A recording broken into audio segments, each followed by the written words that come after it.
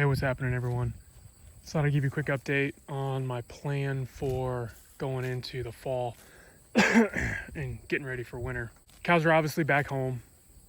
They're back to this front pasture, and this front pasture has had about 70 days rest. That's that's 70 days from the first strip that they graze. So each strip has about 70 days rest on it, and that's stripping my way through this front pasture, stripping my way through the back pasture, and then going next door for about 3.5 weeks on that 4-acre lease. So just thought I'd talk real quick on what I do for these, let's call it 4.5 Dexters on 5 acres, getting ready for fall. In our area, kind of the general rule is anything that you want to be grazing through the winter time, you have to start stockpiling in August. So getting off of it, mowing it or grazing it the last time before August 1st, and then leaving it sit until wintertime. Well, obviously with only having 5 acres, I still consider it stockpiling, going into fall. But it's basically stockpiled to get as much growth on it, and then they get stripped through it twice before I just basically open the gate per se. So what I mean by that is the cows are back on here. I was really hoping that 4 acres next door was going to get me through to September 1st. No real reason other than it just makes things easier in my mind to start fresh at the start of a month. But I didn't get it, unfortunately. Like I said, I got about 3.5 weeks out of it. I wish I could have gotten about another week. We're only a few days out until September. So what I'm doing is right now the cows are getting stripped through here fairly narrow and tight. They're getting, each strip right now is about 16 feet wide, 17 feet wide. And for a full day, it's 250 feet long. So you can do the math on square feet, which is called 16 times 250.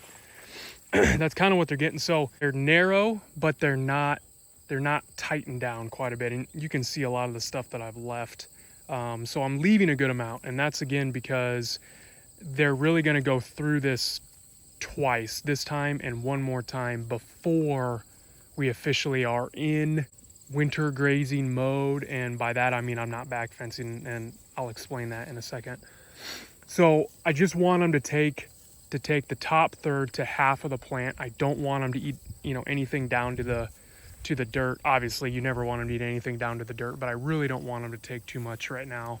And then they get stripped all the way through this pasture over here to the end, and I'm going to get about 30 days out of this front pasture, which is 2.5 acres. And I don't know if the camera's picking up on this, but that steer right there is just, he looks like velvet, which puts us right before October 1st, towards the last couple, 2, 3, 4 days of September. Then what I do, and I do this every year, I have the same plan every year, and it's worked thus far. Then we head to that back pasture. That back pasture is 2.5 acres. The forage is better back there, I guess. So it takes them a little bit longer to get through that back pasture. Just to be safe right now, we'll say another 30 days. So another 30 days out of that back pasture. In Iowa here, it's usually about October 12th to October 15th that we really get our first couple nights of freezing. And all it takes is 2, 3, 4 nights in a row of 20s and low 30s, basically below freezing temperatures, before that grass goes dormant. Now, also in Iowa, we always have those random days in October, in November that are 60 degrees. We've got maybe a week straight of 60 degrees and sun. The grass kind of comes out of dormancy. It starts to grow again, but I'm still back fencing at that point. I haven't stopped back fencing, so I'm not worried about the cows going back and regrazing anything that's trying to regrow. The only difference is at that point is, I've lost the clover. You get those 2, 3, 4 nights in a row of 20 degrees, basically all your legumes die out. So it's amazing how full your pastures look while you have clover, and in the minute that clover dies out, it's like you go out and just one day, it's like your grass is gone, your pasture is gone, and it just looks so much thinner because all of the voids in between your grass that was full of clover, the clover has now died. So 30 days in this front pasture is fine because that gets us to October. And then realistically, I've only got 15 days in that back pasture before we start to get those freezing temperatures, and the grass is either going to go dormant or stop growing completely. I usually back fence through about November, middle of November, because that's when it's pretty safe that there's not going to be any regrowth. Now, you know, I'll watch the weather. If it looks like we're going to have a warm week or a warm 4 or 5 days, and it's, you know, we still kind of have that grass hasn't totally gotten brown, then I'll keep back fencing again, because the last thing you want is for maybe a week of that grass coming out of dormancy, put on just a little bit of regrowth, use up some of those root reserves, all the energy in those root reserves, use up a lot of that energy to grow. Now the cow comes and it eats that regrowth, and that plant, if it hasn't officially gone dormant, then it utilizes the rest of its energy stores to try and grow again, even though it's not going to grow. But now it's used up all of those carbohydrates in the roots, and that's just not going to let that plant overwinter very well, and it's not going to come back quickly and strong in the spring, because it's going to have to use those first couple weeks of the spring warm weather to build those roots up before it can grow mass above the soil. So you really want to keep as much root and root energy as possible in your grass plant going into the dormant season, because that just means that as soon as that temperature hits, you know, 60 degrees and the sun lights out in the spring, all of that energy now is above ground growth, so you can get your cows out on pasture sooner, instead of having to grow up those roots that were depleted because a cow came back and kind of regrazed some of that regrowth right before the plant went dormant.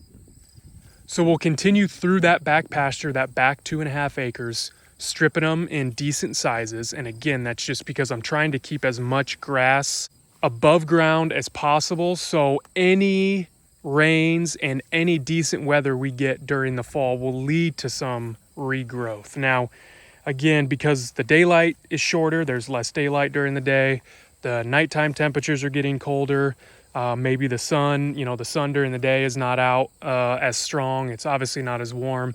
You know, you're only going to get so much regrowth. It's probably not going to be noticeable at all. But if I can leave that grass plant at 6 to 8 inches tall, you know, kind of like I'm doing here, leave that grass plant at 6 to 8 inches tall, then we can get a little bit of regrowth on it during the fall. So I strip them through larger strips. I'm going to strip them through the rest of that back pasture. Then they're going to come back into this front pasture. Hopefully we have a decent amount of regrowth, because again, I'm leaving a lot now. They're only on here for 24 hours. Then they go to the next strip. They leave a lot, come back into this front pasture, strip them through again. And this is where now I start watching my back fence, watching my weather. So if the weather still looks decent, about a week ahead of where I'm at, I will continue to back fence. So same size strips, I might tighten them down a little bit, just because at this point they can take more off of the plant, because we're not going to hardly get any regrowth. Because at this point we're talking November, right? 30 days here gets me to October, about 30 days back there or more gets me through to November. I'm coming back up here in November, so there's hardly going to be any regrowth. But again, watching my weather, I'm going to back fence as we go, just keep them moving. And then if the weather turns, there's no real grass growing weather in the forecast in the future, then I'll just stop back fencing. Another tactic that I've done before in the past is back fence them and strip them through all the way until actual winter. So we're talking December. And then once they have stripped through everything, so everything ahead of them, nothing ahead of them is new fresh grass, then before I start feeding hay, I'll take down the back fence and basically, you know, as like Greg Judy says, quote unquote, open the gates, right? So now I have no fences up except for 2.5 acres here, 2.5 acres back there. And then I'll let them graze. I'll let them wander and find whatever they can left to eat. And I'll do that for as long as I can until I notice that the cows are not getting enough to eat. then I officially start feeding hay for the winter. And I say this is a tactic because it depends on the weather.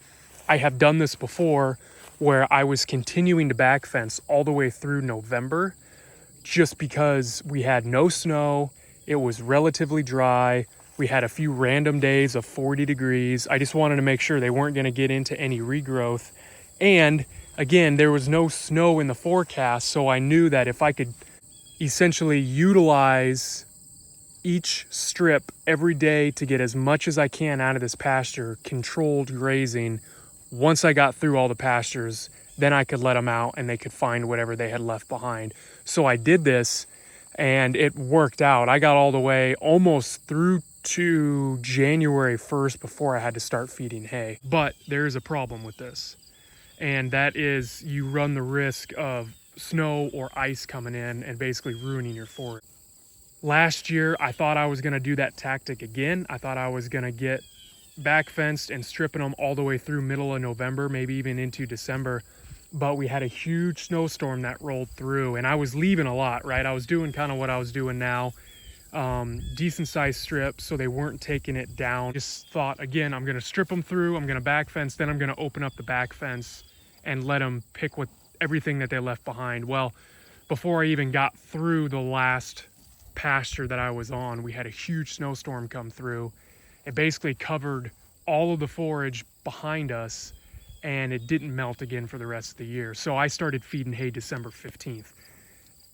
You know, I probably lost 2 or 3 weeks worth of grazing that they could have clean up grazing, basically, that they could have turned around and gone back out and fed themselves, you know, another 2 to 3 weeks before I started feeding hay. But you know, I gambled and I lost. We had a big snowstorm come through, covered up the rest of the forage, and then at that point it was all about feeding hay. So that's my plan every year. You know, starting in September, I give them decent sized strips so they don't eat the grass down below 6-8 inches tall. They're only on each strip for 24 hours, then they're moved. And then I basically strip my way through this 2.5 acre pasture. Then I strip my way through that back 2.5 acre pasture, or vice versa, whichever comes first. And then they come back through and I strip them through again. And I strip them through as long as it takes until we have no more grass growing weather. Then I stop back fencing. I continue to strip out and basically, dole out in front of them grass. And then I don't back fence. I make them clean it up to the point that I think that they have eaten everything they're going to eat. They're starting to complain. It looks like maybe they're not getting enough to eat, or they're acting like they're not getting enough to eat. And then I start feeding hay. If you have any questions, let me know. I'll try and answer them. If I can make this any clearer at all, I'll try and do that for you. So let me know. Thanks, guys.